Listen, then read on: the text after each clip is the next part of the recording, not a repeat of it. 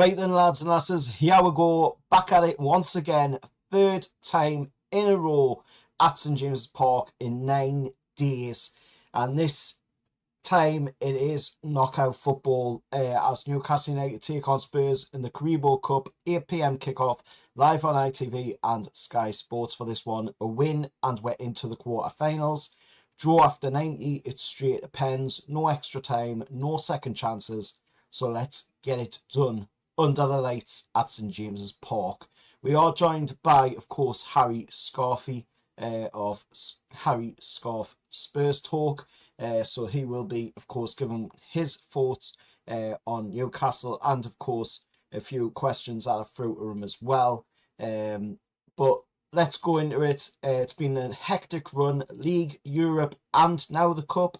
But the lads are buzzing to stay at home for a third straight game. Us fans have been unbelievable as well, and the noise at St James's Park has been absolutely unreal as always. Spurs, of course, on the other hand, have been on the road. Monaco in the Champions League last Thursday, Everton away on Sunday, and now heading up to, of course, Tyneside. That's 3 away days in a week for them, and you can bet, they'll take a toll, even with their squad depth that they've got.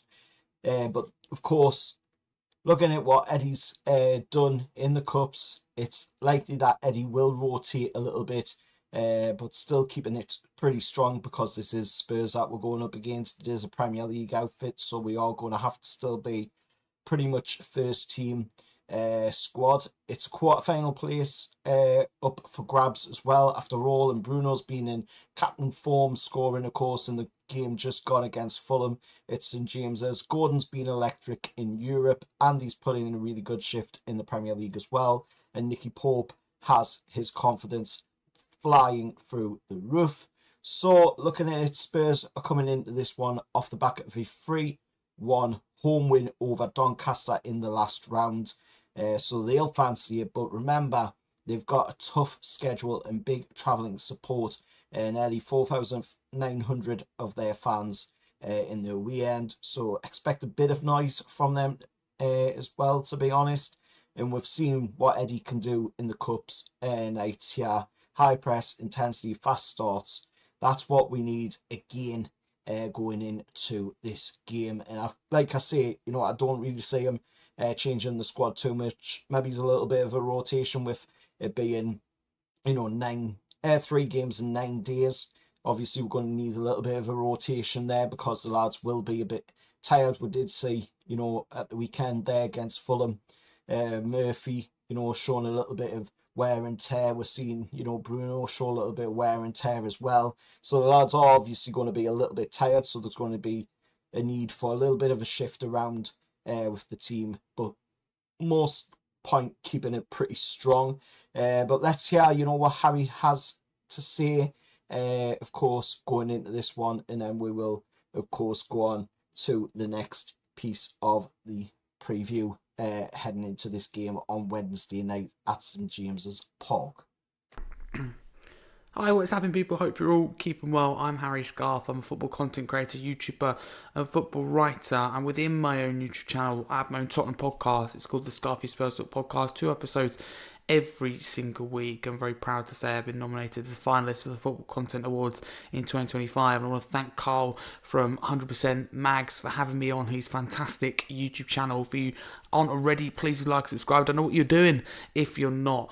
This isn't about me, it's just my thoughts going into the game. So let's get straight into it then. So Carl's asked me firstly about the season so far and my kind of thoughts and whether it's better, similar or worse than expected.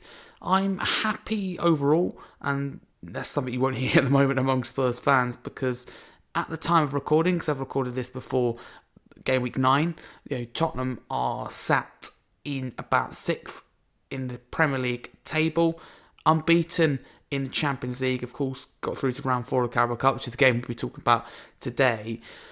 I just think that any Spurs fans for a ball was kicked would have taken that, and it was never going to be plain sailing at all. Finished 17th in the Premier League last year. Yes, we won a trophy, which makes it overall a good season because that's our first European trophy in 41 years and our first major trophy in 17 years. To give you context, I'm 16 years of age. That's the first trophy in my lifetime. So Ange holds a special place in my heart. I look back now and probably go, it was the right thing to do. I didn't feel that way at the time to get rid and to sack him. But Frank, I was for the appointment at the time, still feel the same now, and I think people are being too harsh on him. The performances haven't been what I call perfect or plain sailing, and there's, an element of with accepting draws like Wolves at home, that isn't a good draw even if we salvage it late. At the same time, we've shown real good mentality to come back in that game, in added time against Wolves. Bodo Glimt, we left it late. Brighton come back from 2-0 down. So the mentality of this group is very strong. I think it's down to Ange winning a trophy, and also Frank's built on that, no doubt. So I would say it's probably similar, if not a little bit better than I expected. But I think it's because we sit second, because we have a nice few fixtures to start with, and we sit second, and everything else from there seems a downfall by our fans. But I just think really I'm an impatient club and wonder why we can't achieve sustained success. Frank should be given 2 full seasons unless something catastrophically goes wrong. The aim is to compete on all 4 fronts, and when you have 10, 11 players out injured, and it's not an excuse, by the way, what can Frank do? So, it hasn't been perfect, and we haven't seen his attacking football. I think that's the thing as well. When you aren't getting the results, and the performances are defensive as well. For Spurs fans, we have this, unfortunately, this entitlement of the way that we should play football. Of course, you want football to be played in a beautiful way. Who doesn't? But results are more important, and Frank is a results-based manager, so I have full confidence in him. Match itself, thoughts going into the game. I look at it and go, you've got to beat the best to be the best. It's literally, beat the best, and you are the best. In the case of the Carabao Cup, of course, you are the holders, Newcastle United. I'm looking forward to the game, but it'll be tough. And to be, if I'm totally honest with you, not just saying this because I'm a Newcastle channel, I'll tell every single fan of any club of this, Newcastle United is one of the most, if not the hardest places to go at St James's Park. That noise that the crowd create, I want to say hostile, but it's not a horrible hostile place. It's horrible maybe for the opposition team, but it's a difficult place. It goosebumps as a Newcastle players walk out, and it's a tough place to go for any away team. There's no secret that Newcastle's home form is very good, and other teams struggle when they come to St James's Park. So I'm excited because I think it's a competition that if we get past you guys, that we can potentially put ourselves in a position, place ourselves in a good position to progress to the latter stages, if not win it. But we have to get past you, which is going to be extremely, extremely tough.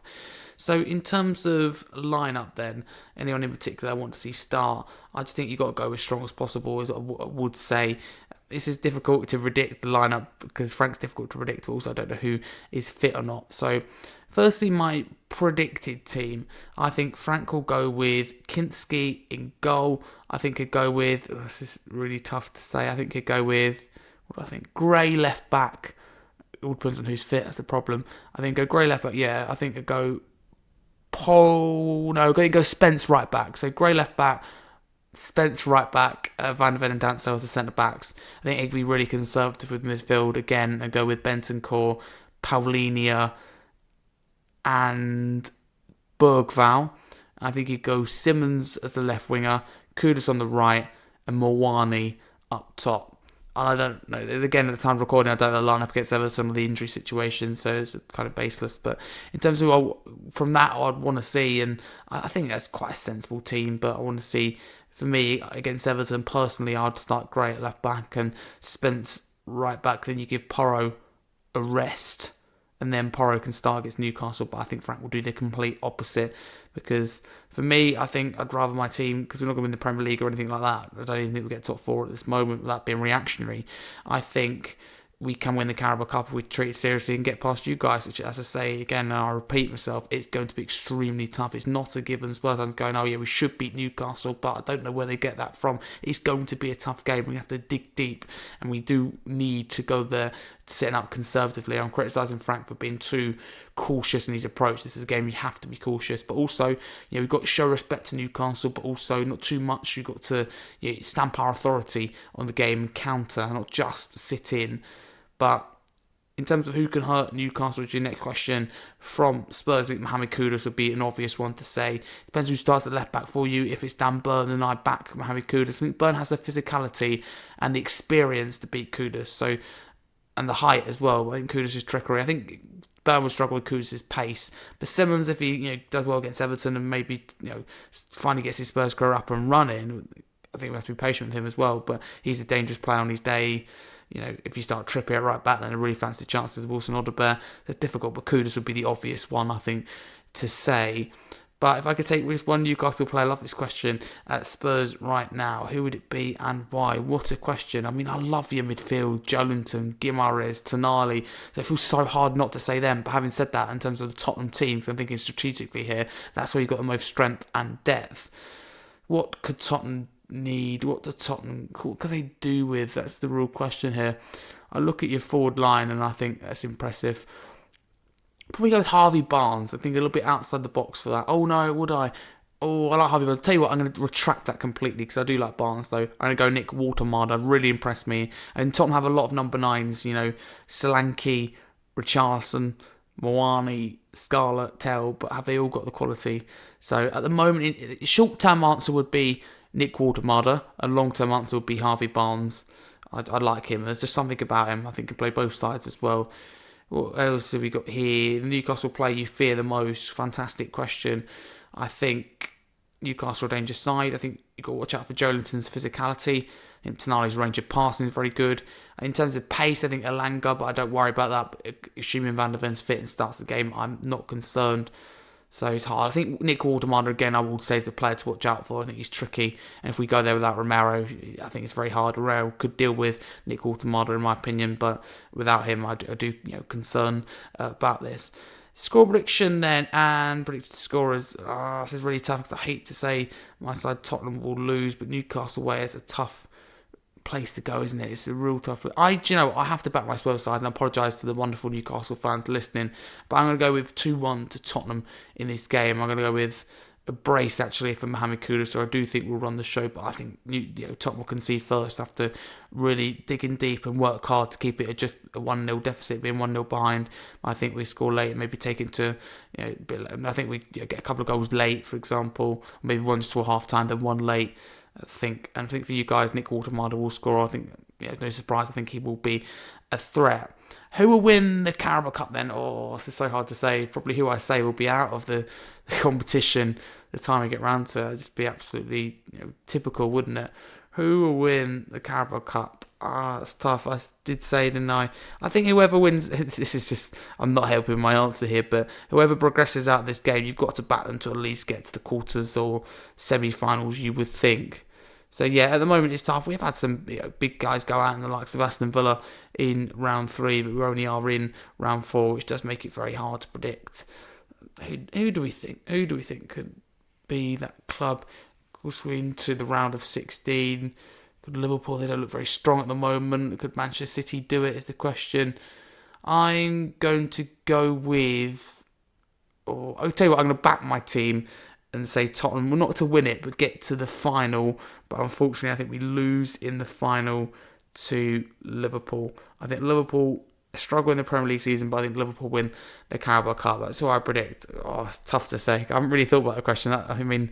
Surprised me a little bit, that one. I didn't look at it beforehand. But thank you so much. That is your match preview. But like I said, like, subscribe to 100% Mags. A pleasure to be doing this collaboration. Thank you so much, Carl, who's sending in a video as well for my channel. If you're interested, Newcastle fans, don't worry. It's not just Tottenham content, because I do England content, England women content, Spurs women content, FPL content, and also Premier League content, where I do cover Newcastle. I think they're a fantastic club with a loud, proud fan base, and really are the beating heart of the North, beating heart of Newcastle.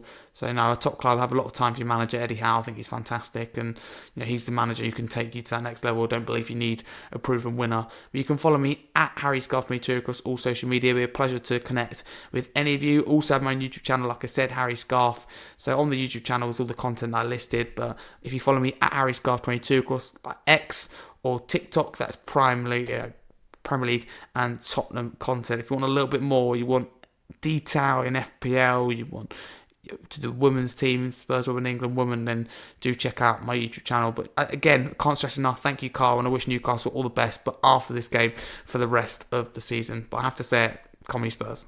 So you've heard what Harry has had to say there. Of course, going into this game, you've heard his thoughts, you've heard his score prediction, and of course, he's kind of covered sort of similar to what I've covered in the questions that he asked of me over on his channel, which I sent a video over there. Can go check him out and check out that video and see what I think, of course, going into the game.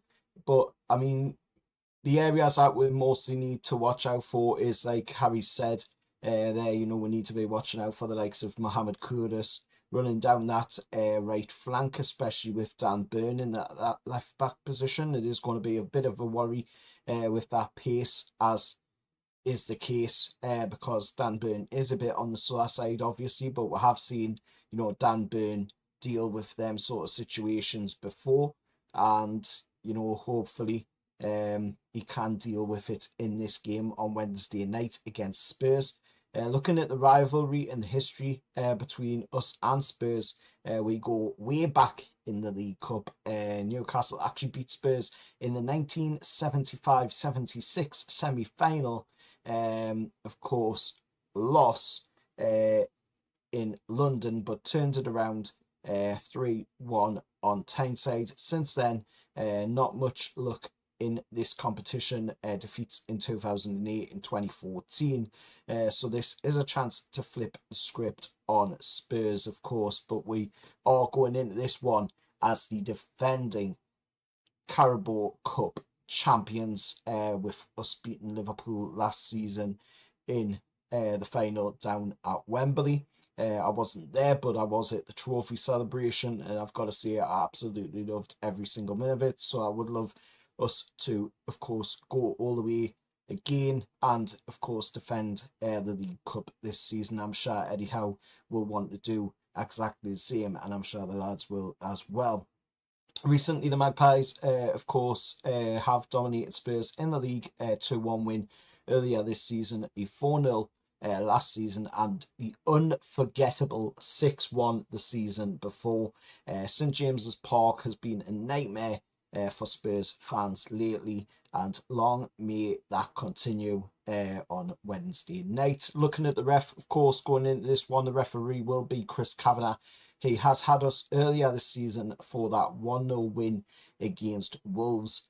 So fingers crossed for a quiet night from him on the game. And final thoughts and predictions, of course, going into this one. It's knockout football, all about mentality. Spurs will have, of course, quality, but with our home form, the atmosphere and the moment from that Benfica and Fulham run, the momentum that we've got going in the minute, I fancy us to come away from this one with the win. So the prediction for this one is Newcastle 2-1 against Spurs, with Nick Voltemada probably getting on the score sheet. I would expect Anthony Gordon to get on the score sheet, but Bruno right in there to boss the midfield once again.